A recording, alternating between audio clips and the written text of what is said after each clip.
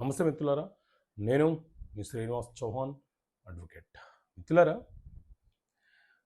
ఏదైనా ఒక ఆస్తి మనం ఎవరికైనా వీలునామా రాసి ఆ డాక్యుమెంట్ని రిజిస్ట్రేషన్ చేసిన తర్వాత ఆ ఆస్తిని మనము ఎవరికైనా అన్యాక్రాంతం చేయడానికి అవకాశం ఉంటుందా, అది చేయవచ్చా?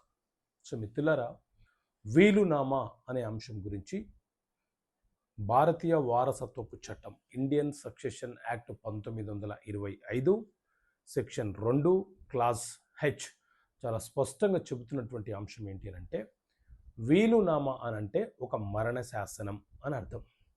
ఎవరైనా ఒక వ్యక్తి ఏదైనా ఒక ఆస్తి మీద తనకు పరిపూర్ణమైనటువంటి హక్కులను కలిగి ఉన్నప్పుడు ఆ ఆస్తులను తన తదనంతరము ఎలా ఉపయోగించాలో రాసే ఒక పత్రాన్ని, డాక్యుమెంట్ని వీలునామా అని అంటారు.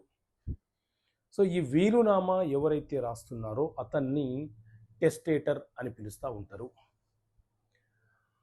ఈ ఆస్తులు ఏ ఆస్తులకు వీలునామా రాయడానికి అవకాశం ఉంటుంది అని అంటే, పరిపూర్ణంగా అబ్సల్యూట్ రైట్స్ ఉన్న ఆస్తులను మాత్రమే వీలునామాగా రాయాలి. అలా కాకుండా అసంపూర్ణంగా ఆస్తుల మీద పూర్తిగా హక్కులు లేకుండా ఆస్తుల మీద పొజిషన్లో ఉండి ఆ ఆస్తులు మనవేనని మనం భావిస్తూ వీలునామా రాస్తే అది చెల్లుబాటు కాదు. అంటే ఆస్తుల మీద అబ్సల్యూట్ రైట్స్, పరిపూర్ణంగా హక్కులు ఉంటేనే మనం ఎవరికైనా వీలునామా రాసుకోవచ్చు. అయితే ఏదైనా ఒక ప్రాపర్టీ మన తదనంతరం ఎవరికి చెందాలో మనము వీలునామా రిజిస్టర్ రూపంలో రాసిన తర్వాత ఆ ఆస్తిని మనము ఆ వీలునామా రద్దు చెయ్యకుండా అమ్మకూడదు. ఒకవేళ అలా అమ్మి మనం మోసం చేసే ప్రయత్నం చేస్తే కొనుగోలు చేసిన వ్యక్తి మన మీద కేసు వేసే అవకాశం ఉంటుంది. మనము చీటర్లుగా భావించబడతాము. ఎందుకంటే వీలునామాని రద్దుపరచకుండా ఎలాంటి అన్యాక్రాంతములు చెయ్యరాదు.